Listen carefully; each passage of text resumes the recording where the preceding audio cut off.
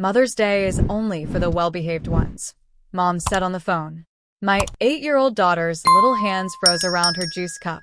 Her lip trembled. She whispered, barely breathing, "Grandma doesn't love me?" My name is Ariana Holt, I'm 32. And right in that second, one sentence shaped my entire next decision. If you punish my child to hurt me, I don't negotiate. I end access. I typed back a short reply. Understood. I'll cancel my card for the event. Mom left it on read and immediately forwarded my text to the family group chat like a trophy. Within 5 minutes, I saw her live Instagram story. My sister, my cousins, champagne glasses clinking, plates full of lobster pasta. Everyone laughing, captioned, "Mother's Day with a real family, kiss mark." They thought humiliation would make me fold. It didn't. It activated every quiet promise I made to myself when I realized they only loved me when my money was convenient. I turned off the lights in my kitchen, held my daughter close, and whispered, "You don't ever need to earn love. If they don't treat you like treasure, they lose access to you." Then I opened my banking app. I removed every linked card, killed every auto payment tied to family addresses, canceled every restaurant tab I pre-approved, froze the reimbursement line they used like water. $0 available to every single one of them. While I did this, group chat selfies kept coming in. Steaks, dessert platters, expensive wine, all on my account, all charged to the card they just assumed would process automatically, because it always had. They had no idea. Within 14 minutes, the notifications started. Decline, decline, decline. But the first phone call I answered wasn't from Mom. It was from the restaurant manager, and his voice already sounded tense. The restaurant manager's voice was tight, polite, but you could hear the panic under it. "Ms. Holt, I'm very sorry to bother you, but your family's card is declining repeatedly. They're telling us you're on your way here with another card." I stepped outside onto the balcony, warm evening air brushing my shoulders. "No, I'm not coming. And they're not authorized users anymore," I said evenly. There was a pause. You could hear the noise of plates, chairs, voices behind him. "So, who is responsible for this bill then?" "My mother," I answered. "The one who said my daughter isn't well-behaved enough to attend." Silence. Then he quietly exhaled, like he immediately understood the full picture. "I'll speak to them," he said, voice steady now. "Thank you for the clarification." When the call ended, seconds later, the group chat erupted. First my sister. "What did you do?" Then Mom. "Call me now." "This isn't funny." Then my cousin. "We just ordered dessert, what is happening?" Do you know what shocked them most? Not the embarrassment, not the bill, not the declined payments on the table in front of everyone. It was the realization that for the first time ever, I didn't rush to save them. I didn't jump. I didn't apologize. And I didn't bend. My daughter sat curled on the couch watching Disney, her head on my lap, tracing circles on my arm. "Mommy, are they mad?" she whispered. "They're mad because they didn't expect consequences," I said softly. "Are we in trouble?" I kissed her forehead. "No. We're protected." Outside, the night was quiet. Inside the restaurant, phones were being waved around, voices raised, chairs scraping, cards failing. And for the first time in years, they couldn't hide from the bill. Mom finally called, actually called, not voice notes, not yelling texts. Her voice was shaky, like she'd run out of arrogance. "Ariana, sweetheart, your card must have some issue. Can you just fix it so we can finish dinner?" I leaned back against the pillows, keeping my voice calm, controlled. "There is no issue. I removed you all today." She didn't answer for a beat. Then the switch flipped, the same old voice, the same entitlement. "You're doing this? On Mother's Day? In front of everyone? You're humiliating us." "No," I replied. "You did that when you told my daughter she wasn't worthy of you." Silence. Then I heard chairs drag. People whispering. Someone asking the waiter to try again. Mom hissed into the phone. "You better fix this before the entire restaurant sees us being escorted out." "There's nothing to fix," I said. Her breathing got sharper. You think you're powerful because you have money? No, I said quietly. I'm powerful because I finally removed access. She tried one more tactic, fake crying, the one she used when I was 10, and she wanted me to fold. But this time, beneath the shaking and sniffing, there was something else. Fear. Because she finally realized they were no longer inside the vault. She was outside, with everyone else. I ended the call, not angry, just done. My daughter looked up from her coloring book. Is Grandma still mad? She's learning, I whispered. At that exact second, my phone lit up again. It wasn't Mom. It was the restaurant manager. And he only said one sentence. They're refusing to leave. We need your authorization for the next step. I closed my eyes and exhaled. I walked into the restaurant lobby 15 minutes later, not because I rushed, but because I took my time. Mom saw me and immediately stood up from the corner table, mascara streaked down her cheeks, napkin still in her fist. My sister crossed her arms like she was the victim here. The waiter, a young guy who looked like he wanted to be anywhere else, exhaled in pure relief when he saw me. They weren't even sitting anymore, they were surrounded. Tables staring. Phones recording. Guests whispering. This was not the glamorous Mother's Day event they pictured. Mom grabbed my wrist the second I got close enough. Ariana, stop this right now and unfreeze the card. We are humiliated. You humiliated yourselves when you told my daughter she wasn't invited, I said calmly. You must forgive, she snapped, voice shaking. Family always forgives. My daughter's voice replayed in my head, that tiny sob. Why don't they want me, Mom? I turned to the manager. You can run the charge through my account, I said. But not theirs. And only for the food already served. Not the champagne. Not the extra desserts. Just the basics. The manager nodded. I looked back at my mother. You don't get to keep privileges after you throw away people. Mom's chin trembled. My sister inhaled like she was about to attack again. Then she saw the look in my eyes and backed down.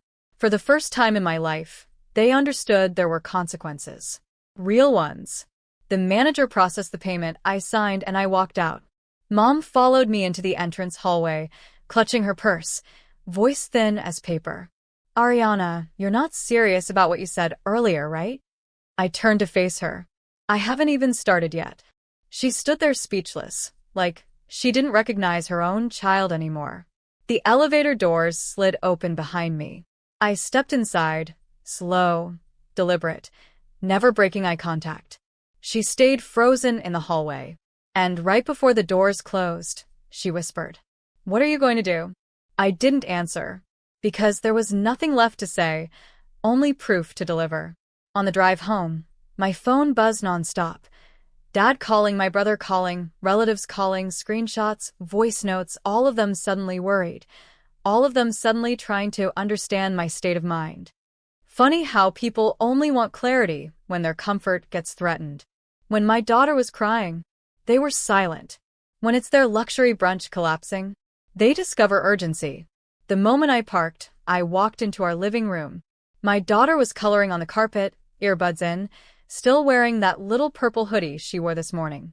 She looked up, eyes big, waiting for my expression to tell her if she should be scared. I kneeled. I didn't let them talk down to us today. Her shoulders dropped. Relief. Like she'd been holding her breath too. Then I opened my laptop. Because people think consequences are just emotional. They don't realize consequences can be structural. Inside my bank dashboard, I opened the Authorized Users tab. Mom. Brother. Dad. 3 names. 3 people who treated me like an ATM dressed in skin. Remove access. Confirm. A window popped up. Processing. Completed. They wanted to play hierarchy? Fine. Let's see how they operate without access to the very woman they declared not well-behaved enough for Mother's Day. And the next morning, the real fallout started. 8:07 a.m. Before I even finished brushing my teeth, my phone lit up like New Year's Eve. 15 missed calls. 9 voice messages. 6 texts, urgent. Pick up now. Mom first. Then Dad. Then my brother, blowing up like a malfunctioning fire hydrant. I didn't answer a single one. I poured my daughter's cereal, packed her folder, tied her shoelaces. She hummed a song from TikTok like nothing in the world was wrong, because for her, nothing was wrong. That's the whole point. For the first time, the storm wasn't inside our home. It was happening outside, in the world of the adults who thought they ran mine. 10:14 a.m. Bank manager calls. Ms. Romano, your mother and brother are here demanding access. We informed them they're removed. They're not handling it well. I sipped coffee. Tell them to contact legal, not me. He paused. I already did. 11:02 a.m. My brother sends a photo. Him. Mom. Dad. Standing in the lobby of the bank like 3 VIPs who just found out their badges don't scan anymore. Message. Fix this. Now. 2 years ago, this would have broken me. Now, it felt like justice finally remembered my address. At 12:45, while heating pasta, my phone buzzed again. A different number. Ms. Romano? This is Linda from Family Affairs Counseling. Your mother scheduled a mediation meeting and listed you as attending. I actually laughed. They didn't ask me. Oh, they implied you agreed already. Of course they did. They never ask. They assign. I will not be attending, I replied. Make a note. She did. And while I rinsed the pan, I realized something. They weren't trying to make peace. They were trying to regain access. Everything suddenly shifted from emotional to tactical. And what happened at 3:17 p.m. proved it. 3:17 p.m. My phone vibrated with a FaceTime request from my aunt in Florida. We hadn't spoken in 8 years. The second I answered, she didn't even breathe before launching in. Sweetheart, your mother is hysterical. Why would you do this to your own family? They said you froze cards during Mother's Day. How cruel can you be? There it was. The smear campaign phase. The make her the villain phase. The last weapon they thought they still controlled. I kept my voice calm. Aunt Lisa, did they tell you they told my daughter she's not a well-behaved child? Silence. Did they tell you they laughed while she cried? Silence, heavier this time. Did they tell you they bragged about a luxury brunch while expecting me to pay the bill they hid from me? She blinked. No, they didn't mention that. Of course not. They don't include context. They only include control. Aunt Lisa, I'm not punishing them. I'm protecting us.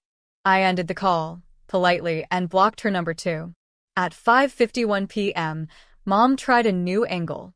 A video call, holding my daughter's old baby blanket like some nostalgic emotional weapon. Her eyes red, voice cracked. Families fight, but money doesn't need to be involved.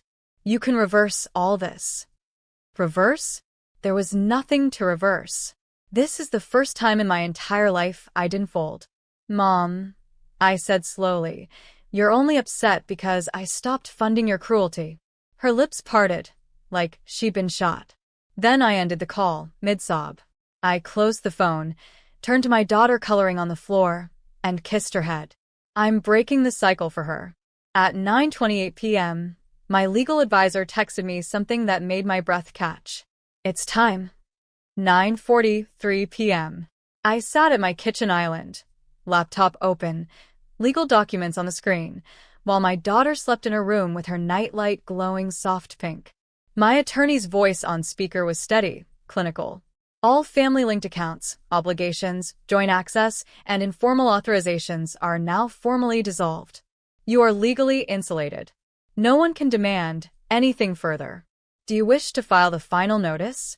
I looked at the blinking cursor. This wasn't revenge. This was the moment I became undeniably done. I clicked send. In less than 1 second, an entire lifetime of emotional debt was closed.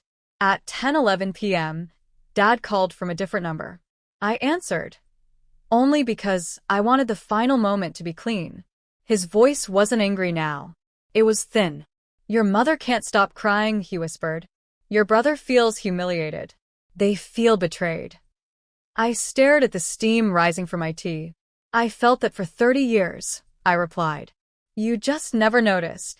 He said nothing, because there was nothing left to manipulate. I'm not cutting anyone out. I clarified. I'm cutting myself free.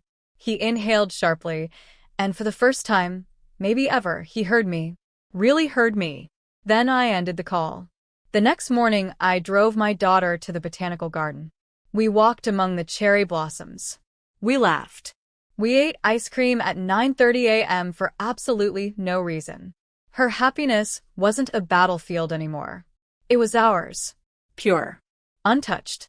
Unbargained. And as she hugged my arm and pointed at a butterfly struggling to escape its cocoon, I felt it in my chest. We broke the pattern. My family lost their supply, but I gained something they never had or understood. A life built on self-respect, not fear. I'm choosing a future where my daughter grows up knowing she never has to beg anyone to see her value. The legacy of humiliation ended here, with me, quietly